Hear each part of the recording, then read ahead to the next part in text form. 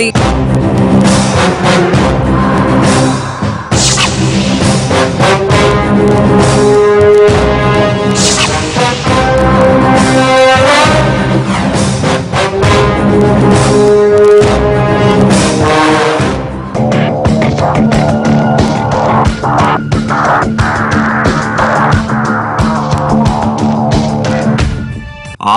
అత్యాశ, దురాశ అక్షరాల్లో తేడా స్వల్పమే, అర్థాల్లో మాత్రం చాలా ఎక్కువ. ఈ ప్రపంచంలో ప్రతి ఒక్కరూ ఆశపడాల్సిందే. అదే రేపటి రోజుకు ఊపిరినిస్తుంది, బంగారు భవిష్యత్తుకు బాటలు వేస్తుంది. కానీ అత్యాశ ఎప్పటికీ ప్రమాదమే. చరిత్రలో హీనులుగా ముద్రపడిన వాళ్ళంతా అత్యాశకు పోయిన వాళ్ళే. ఇక దురాశ అత్యంత ప్రమాదకరమైంది. దురాశ దుఃఖానికి చేటని పెద్దలు ఊరికే చెప్పలేదు. అది ఎంత కఠిన సత్యమో ఈ ఎపిసోడ్లో తెలుస్తుంది. అత్యాశ, దురాశకు పోయిన ఓ కుర్రాడికి చివరకు ఎలాంటి శాస్తి జరిగిందన్నదే ఇవాల్టి క్రైమ్ ఫ్యాక్టర్.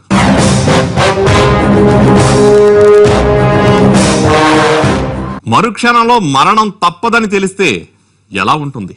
చచ్చేలోపే గుండె ఆగిపోతుంది.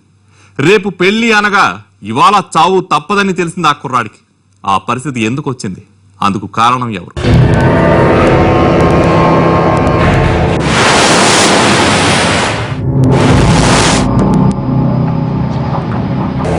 నా పేరు గీత. రేపే నా పెళ్లి. ఓ అబ్బాయిని ప్రేమించాను. ఇప్పుడు అతడు ఇక్కడికి వస్తున్నాడు.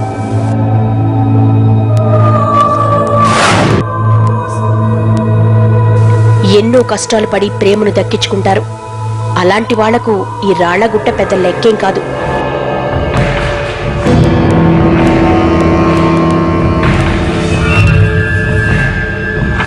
ఆయాసం వస్తున్నా సరే ఆగరు.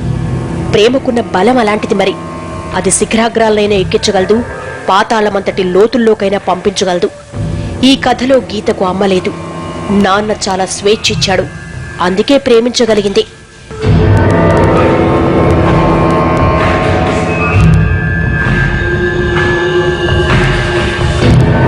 ఆమెను చేరువవడంతో సంతోషపడ్డాడు. ఏదో సాధించిన వాళ్ల అంబరం వైపు చూసి సంబరపడ్డాడు.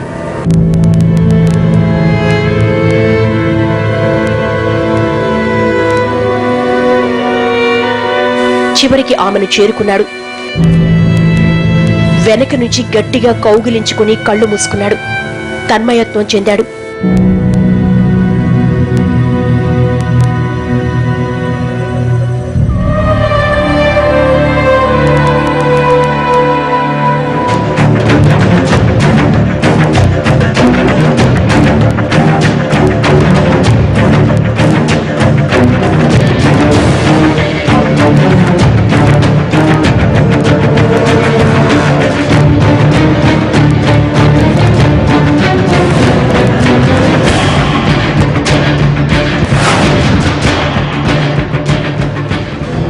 ఉలిక్కిపడి లేచిందామె.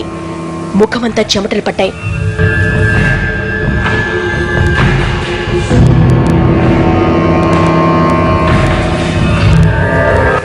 ఏంటి ఇది కళ అని ఊపిరి పీల్చుకుంది. ఆమె గీత చెల్లి సంగీత.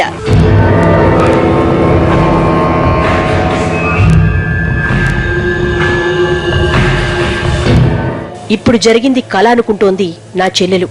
ఎందుకంటే ఇలాగే చంపేస్తానని దానికి చెప్పాను. సంగీతలో ఆందోళన ఇంకా తగ్గలేదు. వెళ్లి స్నానం చెయ్యి అని ఆమెను పంపించింది గీత.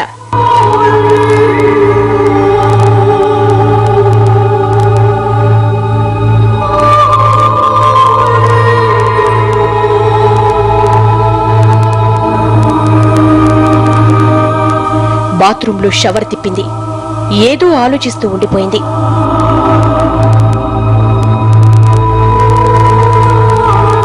తెల్లారితే ఆ నరేష్తో నా పెళ్లి. ఏమీ జరగనట్టుగా పెళ్లి కూతుర్లా రెడీ అవుతాను. చెల్లిని కూడా సైలెంట్ గా ఉండమని చెబుతాను అనుకుంది గీత.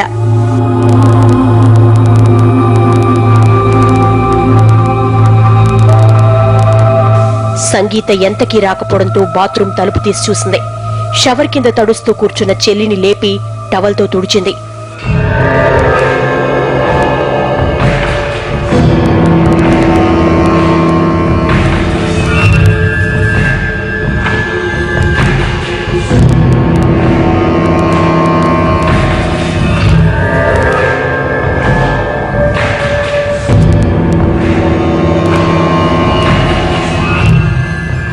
చంపింది నేనైతే నా చెల్లి షాక్లో పడిపోయింది. గీత సంగీతను పడుకోబెట్టింది. దుప్పటి కప్పింది. పడుకుంది కదా అని వెళ్లబోతుండగా సంగీత ఉలిక్కిపడి లేచింది.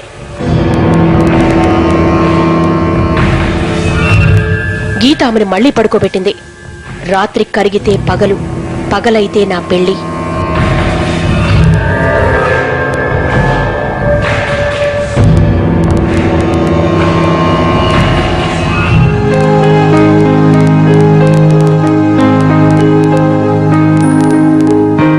మా నాన్న నారాయణరావు, మాది సందుకూరు.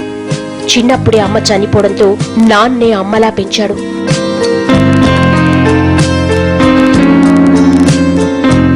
చాలా గారాబంగా చూశాడు.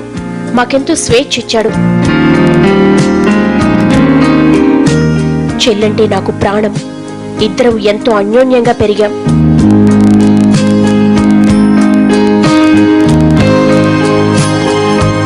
మా ఊళ్ళో 10వ తరగతి వరకే స్కూల్ ఉంది. ఇంటర్ చదవాలంటే సిటీకి రావాల్సిందే. చెల్లికేమో చదువు అవ్వలేదు. అందుకే అది ఇంటి దగ్గరే ఉండి నాన్నను చూసుకునేది.